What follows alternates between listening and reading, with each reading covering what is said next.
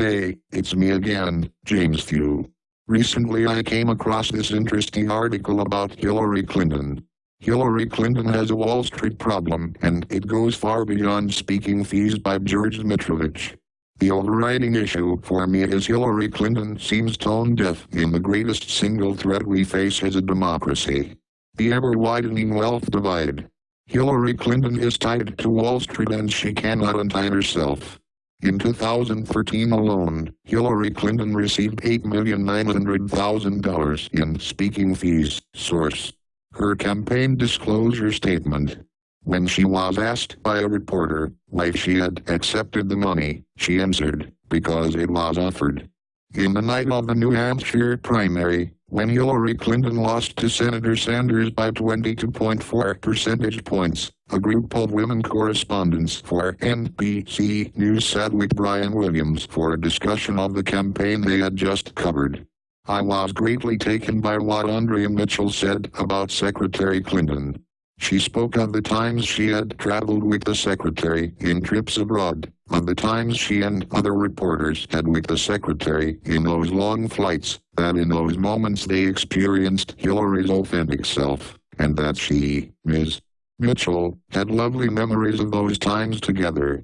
Andrea Mitchell then said she could not understand why Hillary Clinton, knowing she would become a candidate for president, took all that money in speaking fees. I share Ms. Mitchell's bewilderment. One aspect of Hillary Clinton's income from speaking fees that national media has overlooked is the more than $750,000 Hillary Clinton received from the three public, tax-supported public institutions of higher learning, UC Berkeley, UNLV, and the University of Connecticut.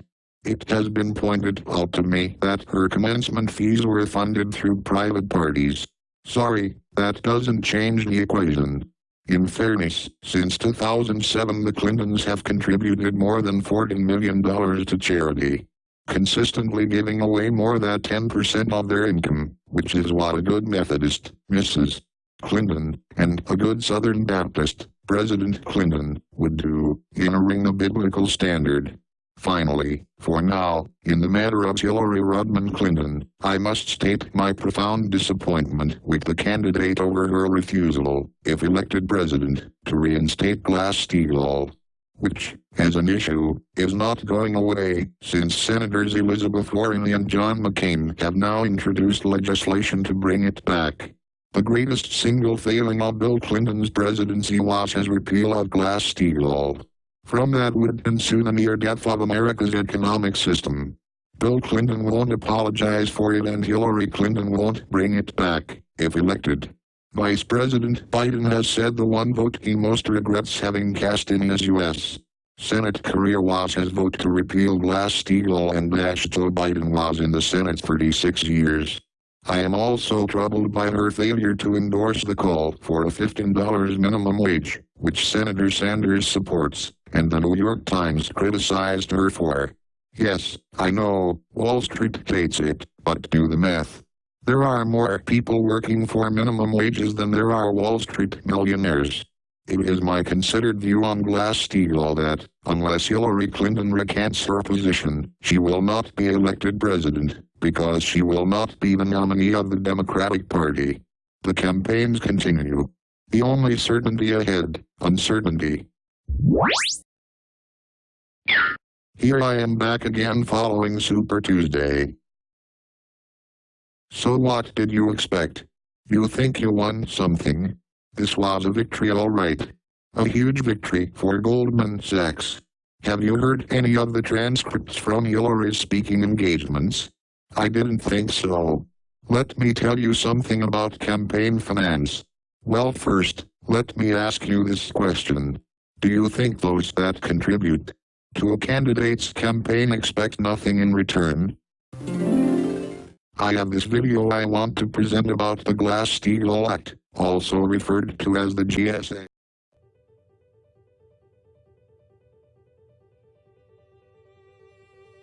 When someone mentions the Glass-Steagall Act, GSA, they are usually referencing its mandate of the separation of commercial banking and securities activities in the financial sector. The GSA was part of the more comprehensive Banking Act of 1933, which was passed in response to the financial collapse of 1929 that caused the Great Depression. After the 1929 crash, it was believed that close ties between the investment and commercial sides of banks' business created conflicts of interest that led to speculative trading and unprofitable loans. In addition, the GSA was in response to banks taking on too much speculative risk in the markets, thus risking depositors' money. The GSA prevented this highly speculative activity and also created the Federal Deposit Insurance Corporation that insures bank deposits up to a certain amount. That amount was raised to $250,000 per deposit in 2008. The Graham-Leach-Bliley Act of 1999 repealed the commercial investment bank separation provisions of the GSA.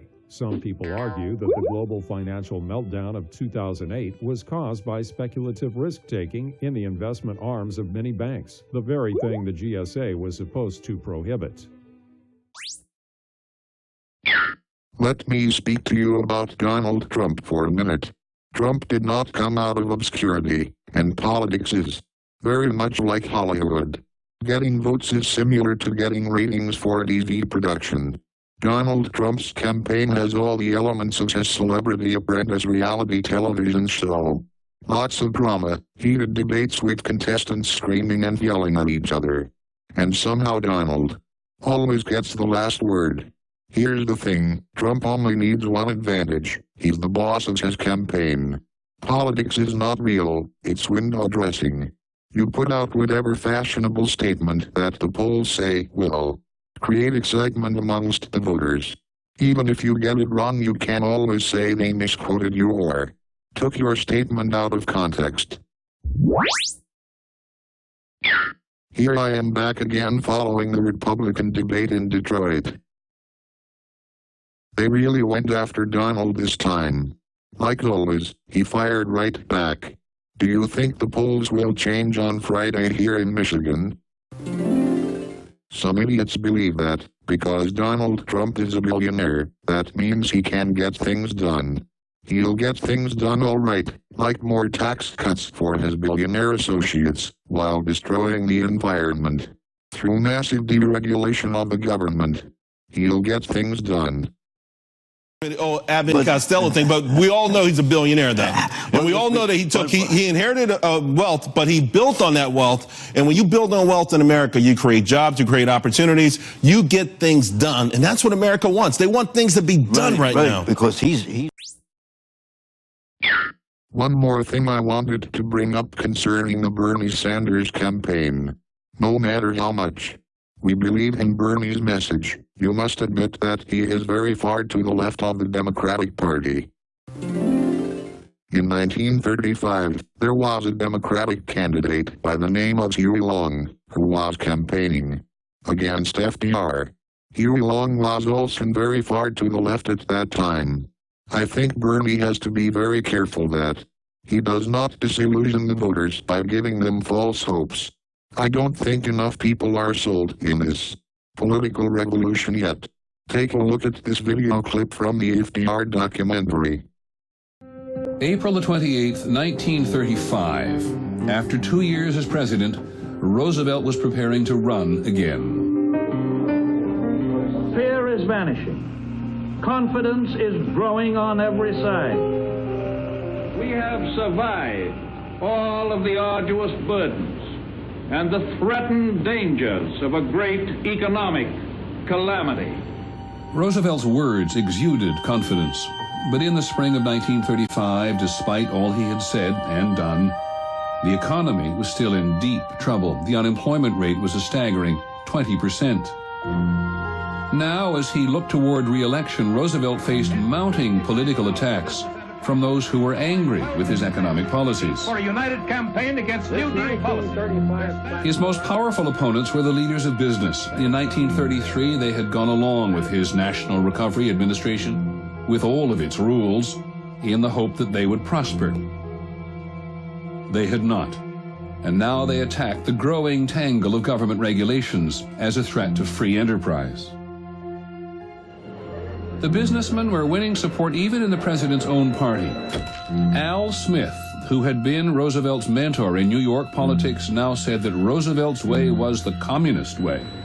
There can be only one capital, Washington or Moscow.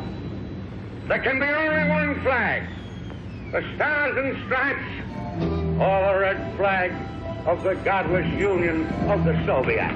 You get an increasing hostility to Roosevelt of the bitterest sort being expressed by the captains of industry in America.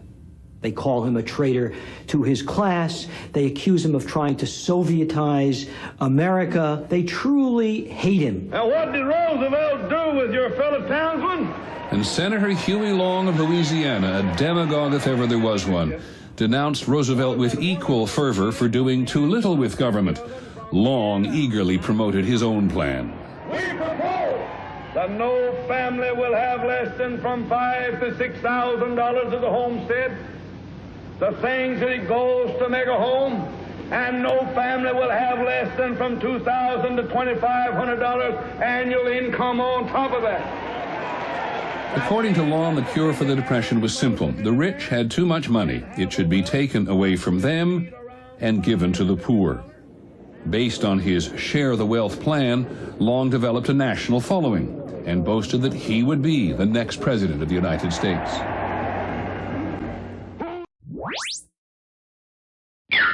As always, I thank you for viewing this video. Feel free to leave a comment in the comment section below. If you find anything useful about this presentation, click on the like button below and please subscribe to this channel. Goodbye for now. Can't see.